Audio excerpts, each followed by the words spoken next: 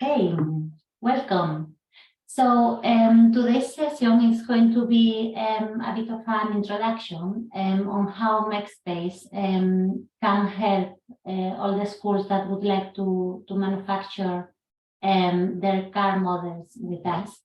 For that, I'm going to be giving a quick presentation. I can do my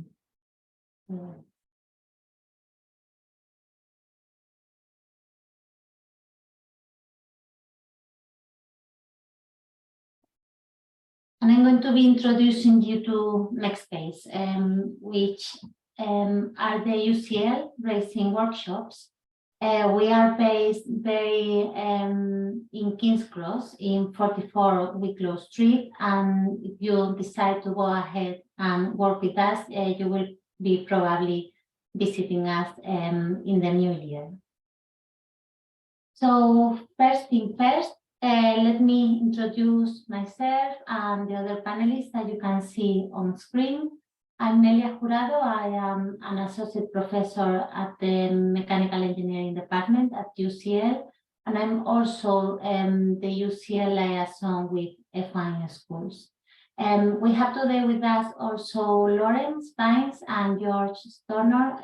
They are going to be giving you a bit more of details on the technical part on how to be successful in competition. And they have experience because they have been world champions. So they will be giving you very good advice. Then we are very happy also to have Tom Milner. He's the National UK Project Manager at F1 School. So if you have some questions that are more related to how F1 Schools works, on how to get into competition, he will be able to answer to your questions.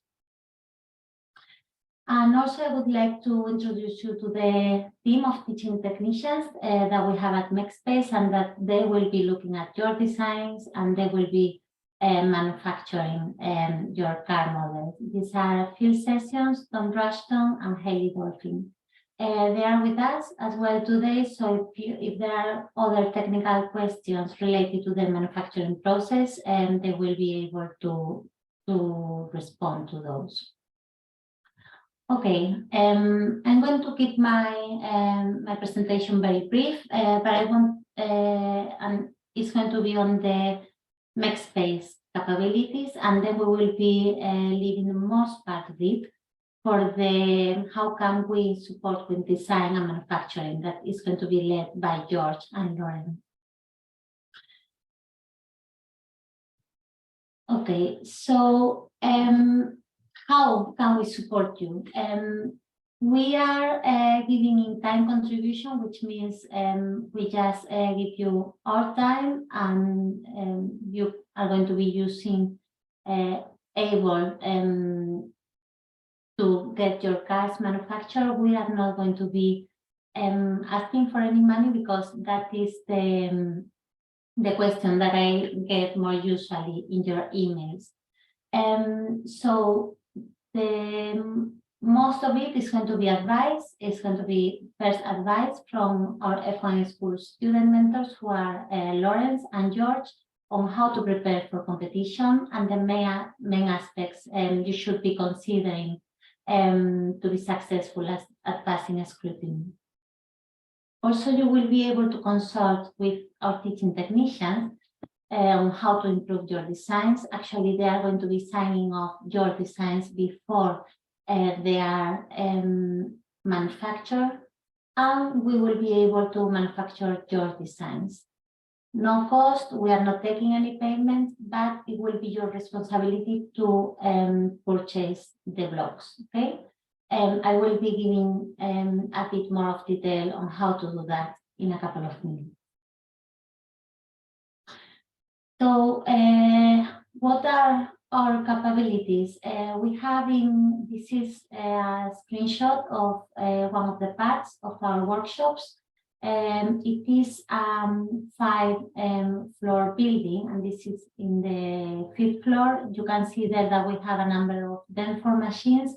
We have plates, a meal, and a couple of routers, but you won't be operating them. It will be our teaching technicians or the student mentors. You will be able to come to visit us and see firsthand what we have there to support you. Now, something that I wanted to highlight is the timelines that you should be considering if you want us to help you. This is because we have to have very present that we are the workshops attached to the mechanical engineering department at UCL, which means we need to give support to many hundreds of undergraduate students and also master students from our department, which is why I have said certain times to make sure that our teaching technicians have enough time to balance between all the tasks that they need to do. Okay, so imagine that you have your design ready and you send it to us. I will be explaining, or probably in a follow-up email, how you can contact us for that. For signing off that design, you will have up to 1 week, so you should consider. So don't send your design on Monday. Expect to have it by Monday afternoon. Okay, so we will have 5 working days to look at that. Then for manufacturing your designs, once it has been signed off, it could take up to 2 weeks. This is again, sorry, because sometimes we will have many students, many university students using the workshops, so we will have to find the times when the Denfor machines are free. Okay, that is why we are setting a maximum of 2 weeks. And then it will be your responsibility to arrange collection, either coming by if you are close to London, or probably setting someone who collects a messenger who collects the parcels from MakeSpace and takes it to your school. Okay. And a big warning: we are not going to be manufacturing anything within 2 weeks prior to competition. This is another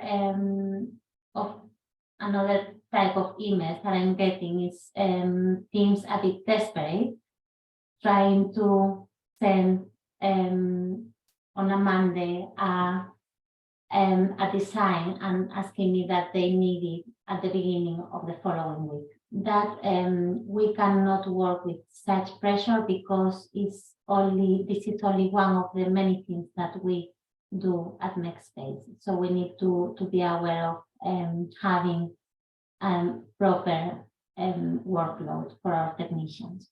Okay. Just to tell you, if you have any questions, I'm sure that you can see a Q&A box on your, either on the upper part, on the lower part, so you can send them there, okay? Or you can raise your questions and I will giving time for questions at the end of the session. So in terms of material, I was explaining earlier that it will be your responsibility to buy that. We don't have stock in MakeSpace. But the good news is that Denfor has been working with us, and they have made available a specific product in their web shop. So you can either follow the link, because I will be providing them later on with these slides in case you would like to revisit them. So they probably will be available in the Equine Schools website. But you have it there. If you just type your browser Denfor Webshop and then you look for the Equine Model block plan, if you select the option for MakeSpace, you will be buying it, and it will be straight away shipped to us. So this is in an attempt to save you the time, so you don't have to get it to your school and then you have to send it to us, okay? But be aware that you need to select that option, okay, for us to, and when we receive it, it will be coming with the name of your school. Now, using the experience that not always the designs are valid for manufacturing. Sometimes the blocks are going to break because maybe some parts are too thin. We are advising you to buy always an additional block to the number of models that you want to manufacture, which means, for example, if you want to buy to manufacture one model, buy two. So if one of our technicians starts to work on it and it breaks, they have straight away one in place, which means that you wouldn't be seeing extended the delivery time of your models, okay? And if you are looking at manufacturing two models, please buy 3 blocks. So there is always that block in spare. If we don't use it, don't worry, we will figure out how to, or maybe we can get it, leave it in stock at MakeSpace for you for the next time that you want to manufacture with us. But it's always to save time in case, just to prevent for anything that can go wrong, okay? My last tip is that after this webinar, this is just to touch base, but then after this, you will probably know how to use our help. And for that, for those people that are closer to the London area, or just if you would like to visit us, we are going to be holding a face-to-face workshop, which is going to take place on the 27th of January between midday and 3 p.m. Okay, and this will be focused on preparing all the teams for scrutineering. So we will have our student mentors there for you, and also our teaching technician. I will be sending around details by email on how to register for this event in case you would like to come by. Okay. Now, does anyone have any questions on what I have just explained? You can use the Q&A box. There are no questions for now. So if not, I will pass the word to Lawrence and George. And again, if you have any questions during their talk, send it through a Q&A, or if not, we will allocate 10-15 minutes at the end of the webinar for you to be able to ask them. Okay? Okay, so Lawrence, you would like to share your screen?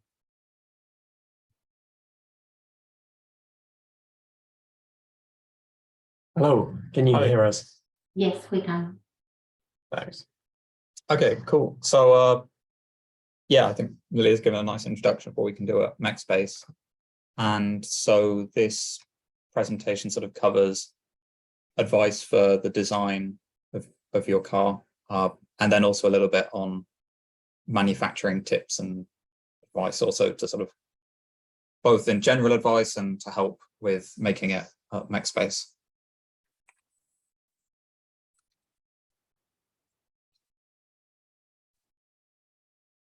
Perfect. So who we are, both George and I have extensive experience in the F1 in Schools competition. We both spent 3 years in my case, 4 years for George, and we brought our schools from positions of not competing. So we've gone all the way from, starting with nothing, having very rough designs, all the way to having success at the World Finals, as you can see us both there. Following competing in F1 in Schools, we've both had experience with the judging and the scrutineering. So we've seen the competition from another angle. And I'm the leader of the UCL Formula student team. And George is the leader of the University Shell Eco Marathon team. So Yeah, so for a quick little bit of information of what those are. So this is Formula Student. This is Lawrence driving it as well around the track at Silverstone. And it's a university competition to make a race car. Then I do Eco Marathon, which is again about making a car, but it's all about making the most fuel efficient car possible. So our car runs on a hydrogen fuel cell.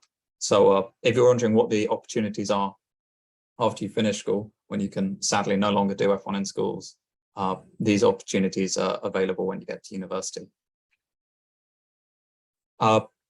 So in this presentation about design, we're going to cover a bit on each of these, what we see as the key design parameters. So to try and make a fast car, these are the sort of the 5 most of not just a fast, but a successful car. These are the 5 most important areas. And I think the first thing we wanted to ask Nelly, if it's possible, was the thing on how many, like what classes different people are in. So what, like entry, development, or professional? Sure. I have started the poll, so I think that they can see all the questions.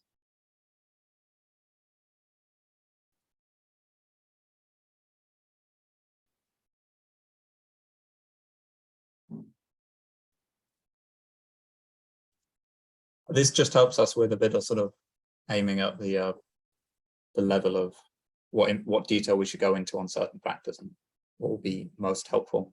And also feel free to put questions in the chat during the presentation for us to answer. So in case there's something you want us to clarify.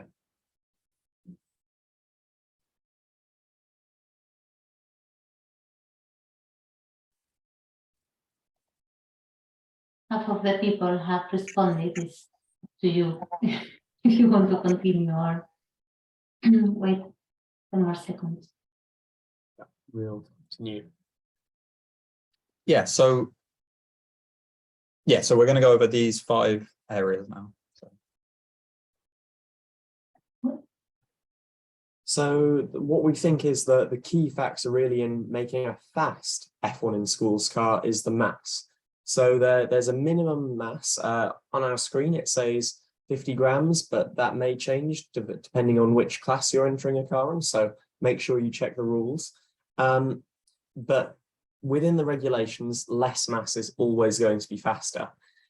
So we really, think about this when you're choosing your materials for parts of the car. And there are things like, don't forget the mass of the paint that you're going to put on the car, because the F1 in schools model blocks are very porous, which means they absorb a lot of liquid. And you can find that you're adding almost 20 grams of paint without knowing it. We do recommend good scales. Like it's not going to be very good if you're standing on your bathroom scales with and without your car in your hand. So yeah, we recommend OHAUS scales for, as we say on screen, 50 to 70 pounds. They'll be worth it. You may have some in your science departments already, so ask your teacher.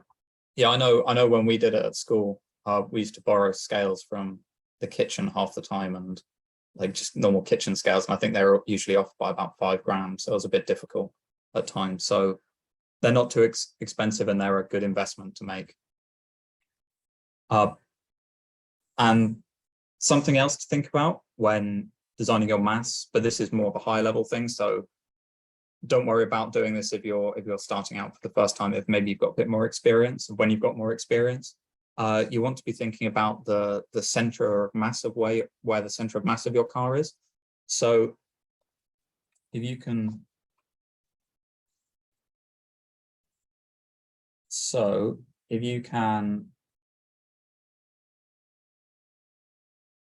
if you can see where my mouse is here.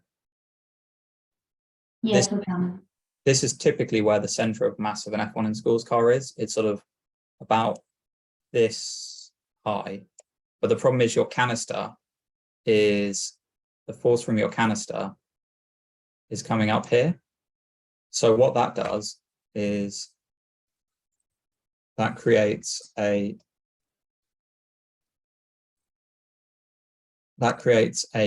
when the force is coming up here, it creates a moment, like a lever, because they're not acting through the same point. And so what that can do is that can try and tip your car forward. So if you look at these videos, you can see that the cars are flicking up at the back when they launch, and that's because they're unbalanced. And so what you want to try to be doing is to be raising that center of mass high up, as high as you can, in line with the canister if possible. It can get you, I mean, it can get you lots of performance and save you lots of time if you get it right. So just one tiny thing I'd add to that is, don't forget when you're measuring your center of mass, so either you can do it in CAD, if you've assigned all of materials to the different parts of your car, or you might want to do this with a finished car if you're testing or something. So you can do this, or you can see how far forward it is by putting the front of your car on one set of scales and the rear on another. But my main point here is, if you are at that minimum weight of 50 grams, try and measure the center of mass with a canister in the back, because that will weigh over 20 grams itself. So it really has a big influence on it. So, yeah. So another really important factor that lots of teams sometimes forget are the wheels. So your little F1 in Schools wheels, by the time they reach the end of the track, your car can be going at about 20 meters per second or about 50 miles per hour. And because they're so small, that means they'd have to be spinning 15,000 times per minute to keep up. And that's faster than an F1 engine turns. And so actually they don't actually ever get up to speed. So they're actually sliding around a lot most of the time on the track. And that means you want to try and use materials with a low coefficient of friction. And that basically means the lower the coefficient of friction, the more slippery they are. And so you can find, if you look online, you can look for different materials and their coefficient of friction. Usually plastics are pretty good. So if you're making your wheels, 3D printing them from materials like ABS or PLA, those materials are pretty good. And they've got relatively low coefficient of friction, but you can look at better materials, but it can be harder to manufacture them. So we've got different manufacturing methods available. And the first one is FDM printing, which is with a machine like this. And this is a typical 3D printer. You may well have one in school. We have them in MechSpace. And if you want to make your wheels using this, that's something we can do, because it's very easy for us. But you will have problems in that whilst it sounds obvious, you want to try and make sure your wheels are as round as possible. Because if you look at the quality of these 3D prints, what they do is it's squeezing out lines of melted plastic and sort of layering them one on top of another. And it's not the most accurate method. And so that means that you get these little ridges, as you can see on this image. The surface of the wheel is not very smooth and it's not very round. And so that means when the car's going round along the track, it's sort of jumping up and down, moving around slightly. And that's all wasting energy and slowing you down. And so there are other better methods of manufacturing your wheels if you've got the time and resources to do that. So, I mean, some of those other methods could be, you could 3D print parts either by this FDM, which is what George explained, where this plastic is layered on top of each other, or by SLS, which is another method where powder is attached together, so you get a finer resolution. But then after it's been 3D printed, you can actually put the parts on a lathe, which will spin them round. And then you cut away the material while it's spinning to make sure it's perfectly circular and very smooth. This can also be done with different materials on the lathe. So for example, you could have, yes, as we see here, you could have a metal wheel and you can make sure it's circular on the outside, but you can also remove material from the inside on the lathe to make it thin and lightweight. So another really important thing when you're designing your F1 in Schools car is to make sure it doesn't break at the end of the track. And we see this at every competition, someone's car always breaks. And that's often because teams they're trying to push the boundaries of trying to make their cars faster and lighter and more aerodynamic. And lots of the ways they do that are by making making parts thinner. And whilst it's great if you're going to get a faster time, if your car breaks, the number of points that means you lose a competition massively outweighs how many more points you'll get for maybe the few thousandths of a second you gained making it lighter. So you really, really want to make sure your car can survive the impact. The best way of doing that is to test it if you can on a real track. So I know lots of schools don't have tracks, and so that can be difficult. So you have to take other approaches. The first one is sort of common sense, which does come from some experience. If you've ever raced cars before and you know what's likely to break, if you've been to competition and seen cars that break and don't break, but you can always get a sense of this by, if you've never been to competition, scrolling through the live streams from previous competitions and seeing what designs break, what designs don't break. So you usually see there's a style of car, quite often with very, very narrow noses, and they're likely to break, whereas you see cars that have much more material and they might be a little bit slower, but they're less likely to break. And so that's really important. And I'm not sure if we can see the results of the poll, if that's possible.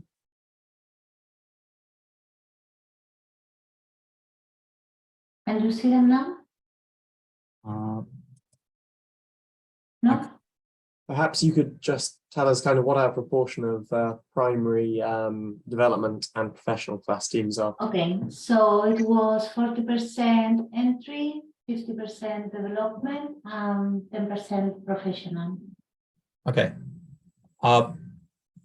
So more for the professional class teams, this is something that you're more likely to be looking at. There we go, thank you. Is FEA, which is a computer, I can change slides, a computer simulation. So what this does is, if you've made your CAD model, and you can make it in, so I think you have to do this for development and professional classes, you have to make a computer CAD model. And if you've made that in Autodesk Fusion 360, which is software most teams use, and I believe you can get free if you're doing F1 in schools, then there's an easy option to do something called FEA, or they call it static stress analysis. And it sounds complicated, but actually it's quite simple. And you can basically apply forces on your computer model. And if you've applied the right material to your computer model, then the computer will simulate and basically tell you how likely your design is to break. So some of those forces, if you're trying to work out what those forces are, it can be quite difficult. And depending on where you are at school, if you're finishing GCSE maths or physics, or if you're doing A levels, I'm not sure whether you're doing that yet. Most of you are at secondary school. Then you can use these equations to work out the forces acting on your car. And if you're not familiar with these, if you're at secondary school, go find your physics teacher, because they definitely will know how to do these, or your maths teacher. And basically, these are called SUVAT. Sorry, let me get the pen out again. These are called SUVAT equations. And what they're looking at is they help explain sort of when an object moves from one point to another point, the acceleration it's experiencing, how long it takes, and the speed at each end. So what you want is this equation which relates your velocity at the beginning. So what you're looking at here is after the car's finished its run, after it's crossed the finish line, and to the point where it stops at the end of the track. So you want to be looking at, so its final velocity is going to be 0 because it's coming to a stop. its initial velocity is going to be, you can assume 20 meters per second. That's a good assumption for how quickly your car is going because it's covering 20 meters in about a second. And then you also know you can estimate your distance, which is s in meters. Which is how long the distance it takes to stop in it after it crosses the line.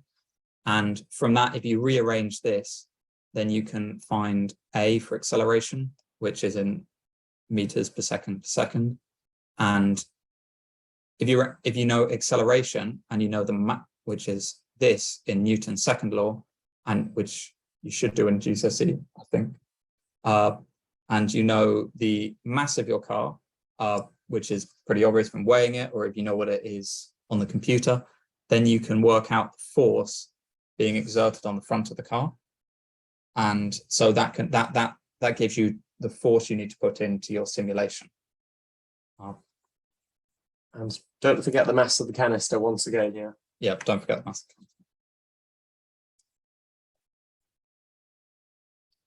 So yeah, with the deceleration, there are some other things to just not forget.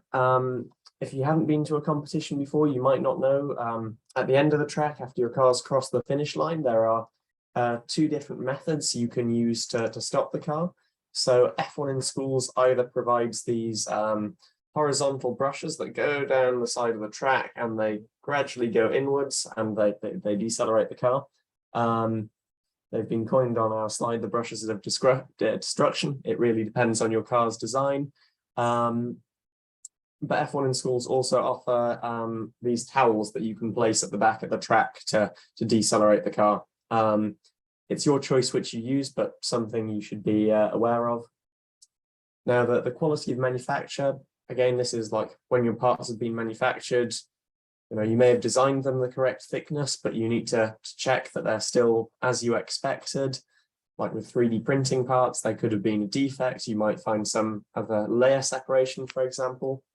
Always worth checking. And I think we would all really advocate for quality of manufacture because it really has a massive impact on performance as well.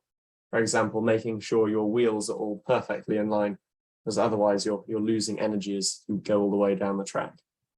And lots of the stuff you need to do to ensure good quality of manufacture is leaving time to make your cars, leaving enough time. You think maybe you've got 5 weeks until the competition and you've already got a design of your car and you think, oh, we could spend a couple more weeks improving the design of it and trying to make it faster and more aerodynamic. But if you do that, you're not going to have as much time to make it, and you'll probably find that it's better just to leave that time to try and make your car and make sure you're not rushing it when you put it together. Just makes a big difference, not rushing the manufacturing of your cars.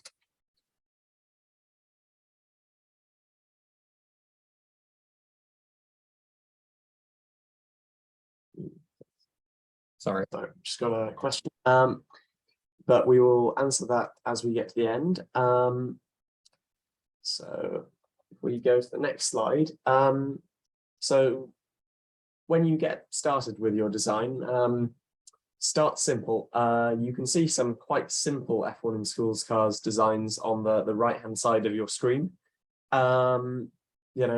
There are certain volumes that you have to include in your car by the rules. So for the development class, for example, you've got this no-go zone, which you can see on the bottom left of your screens.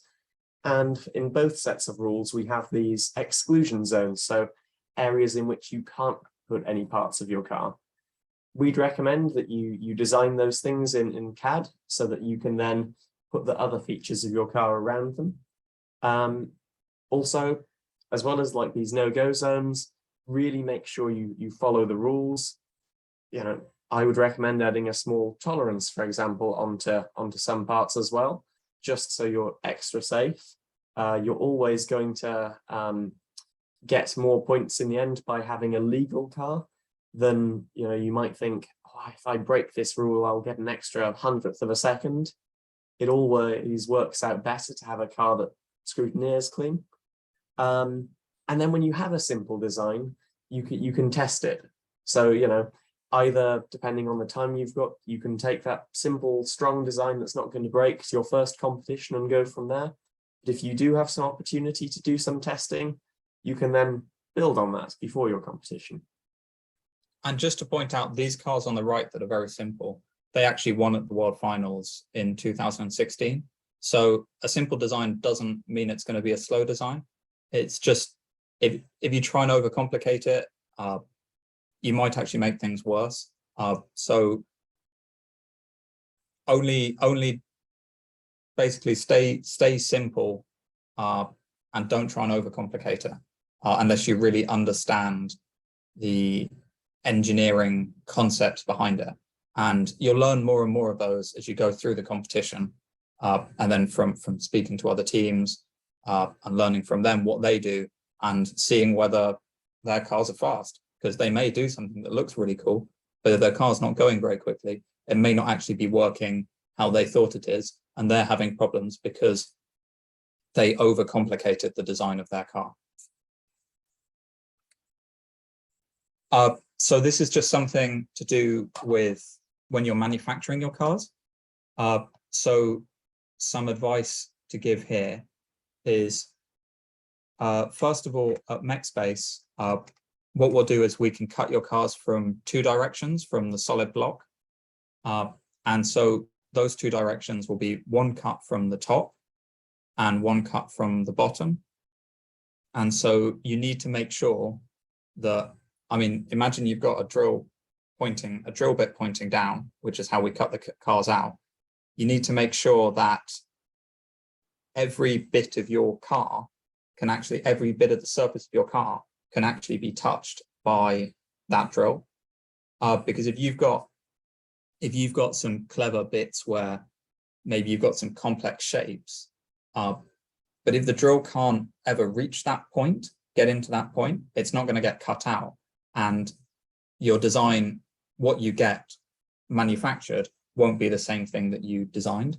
So for an example of that, you need to be looking at fillets, which are basically, fillets refer to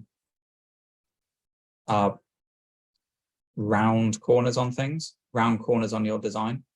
So if you look at this, we're using a drill bit which is a 1/4 inch across in that dimension, but it's also got a round edge on the end of it. And that means if you want to try and be cutting into corners, you know that the drill bit will never be able to cut into this area here. So it just means on your design, you need to be leaving spaces. And then when you are cutting from above, so if you imagine that you're looking downwards in this view, and you're looking sort of like you're in the drill, that you won't be able to cut the corners. Like you won't be able to cut a corner that's that tight. You're going to have to leave a curve for the drill bit. So that's a really important thing to understand. For example, if you look at this car here, this is really nicely done. So it's got lots of nice curved edges here and here. I mean, the drill bit is always going to be able to reach every part of its surface.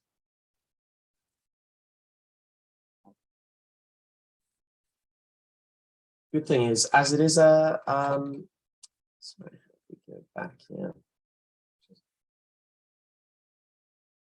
Yes, so it's a 1/4 inch drill bit, which means this radius here that you've got to have on every corner, it is exactly the same from the side and above, as it's a ball nose.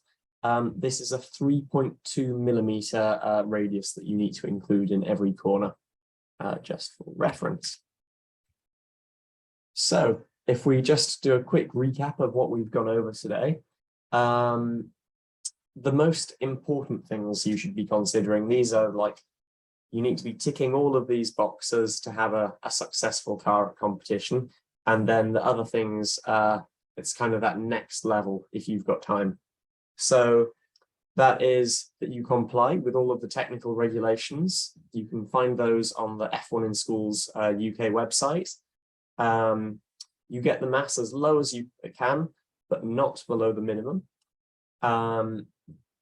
You have a good quality of build, and this kind of ties in with the impact survival as well. So your car will, will be able to do more than one race critically. Yeah, and then so once you've got that and you've got a design that you think meets those criteria, that's when you want to start looking at the higher level concepts. So things like mass distribution, aerodynamics. So we didn't talk about aerodynamics today because they're really, really, really complicated, and testing them is really, really difficult. Some teams use CFD, which is like a computer wind tunnel, but that most teams don't actually appreciate how difficult it is to run that and how difficult it is to get results that you can trust.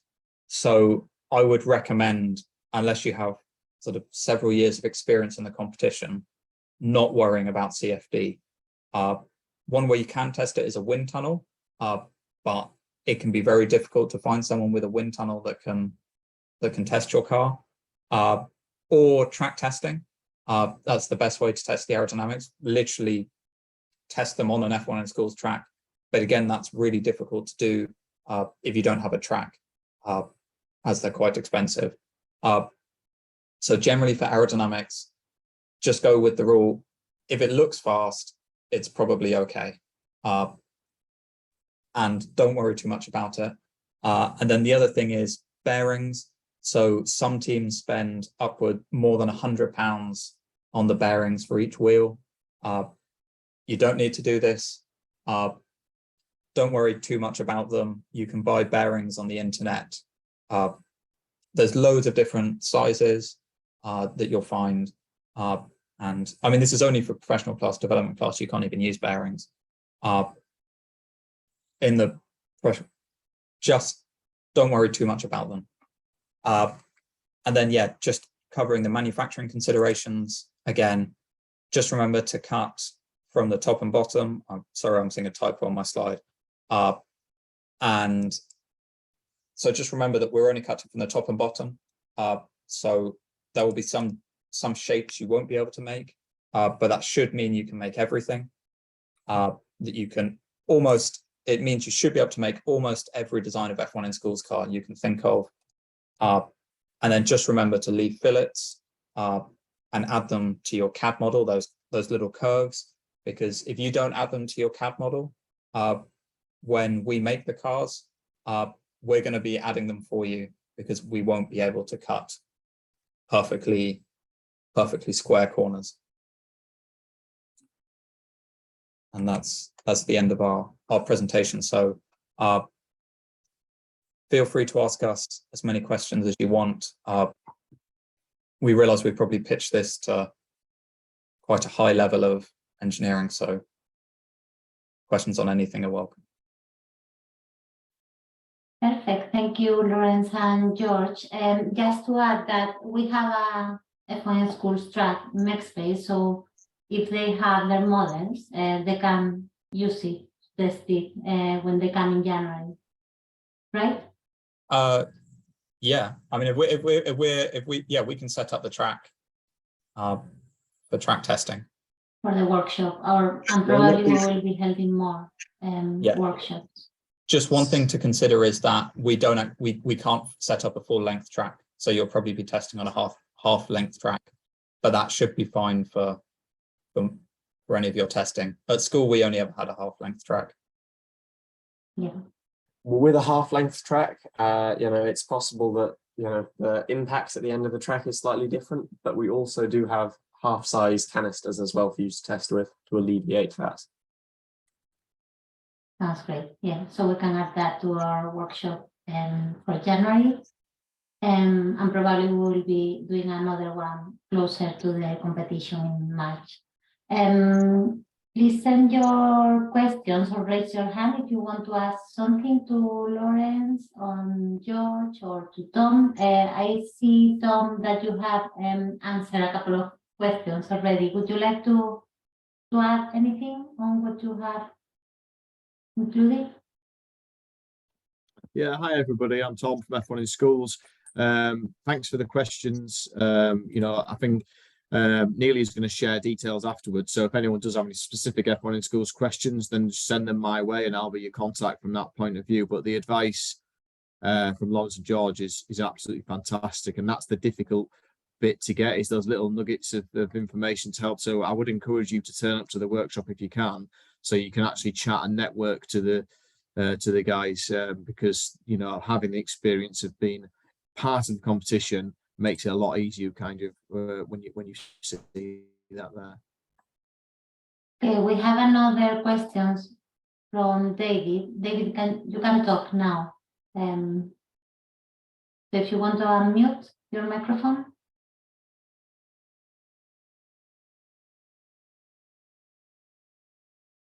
Or maybe not. He has his hand raised.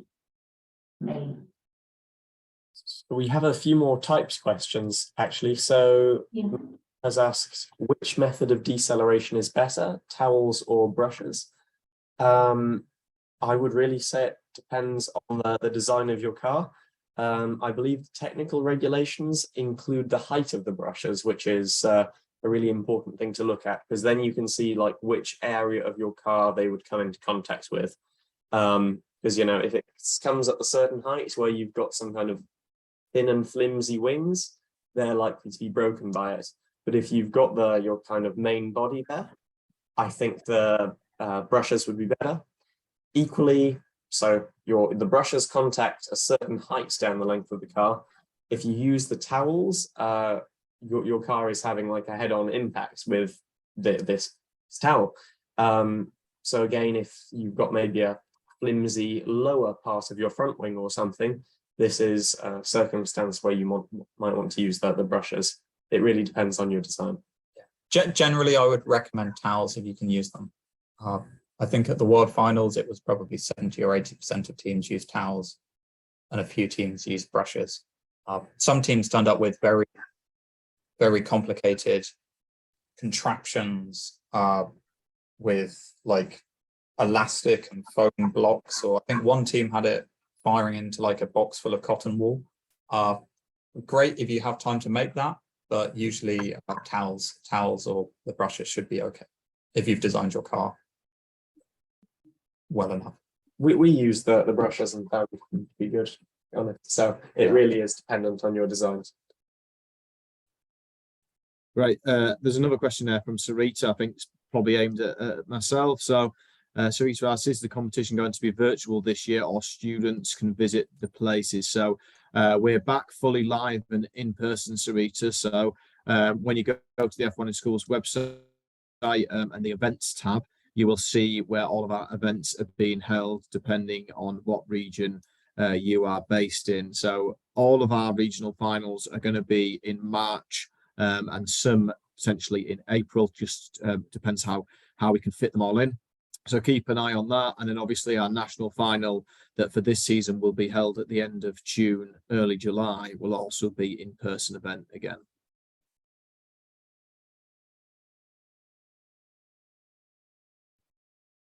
Great. Any more questions? Otherwise, I think that everyone in the webinar have my contact details. And so yeah, if it's in relation to using MaxSpace, you can always contact me. If it's in relation to F1 in Schools, better contact Tom. Okay, so 30 more seconds. Otherwise, we can end the session.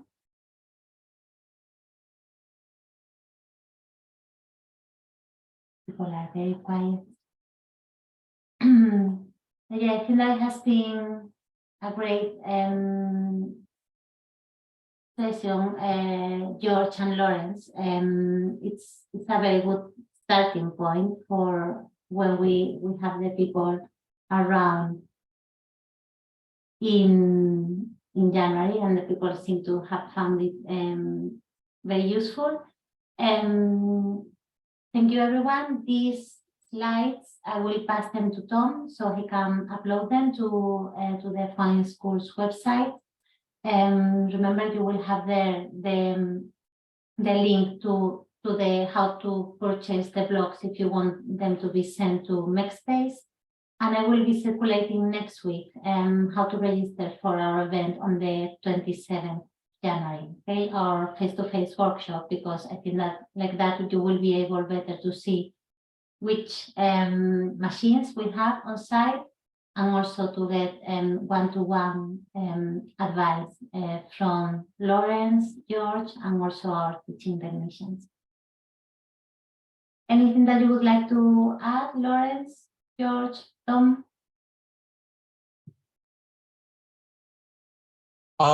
No, just thank you for coming along today. And if you've ever got any more questions on the engineering, we're always happy to answer them. I don't know whether the best thing to do is to ask via Nelia. Yep, that's good. Sorry, yeah. Yeah, questions, we're always happy to answer them. And about any topic to do with F1 in schools, and as well as just the engineering, if you want to ask us about other sides such as sponsorship or the enterprise side, the presentation side, we're also always happy to answer questions about those. Perfect. And you, Tom, would you like to add anything? No, just thank you very much to UCL and MakeSpace and Nelia for organising these webinars and these events. It's really, really helpful, and thank you very much to all the schools who've come on board to listen to this webinar. If anyone's got F1 in Schools questions, you can just email me directly and I'll be happy to answer those for you, and hopefully see you all very soon at the next regional event in March next year.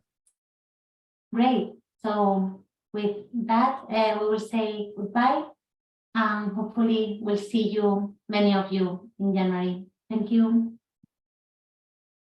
Thank you.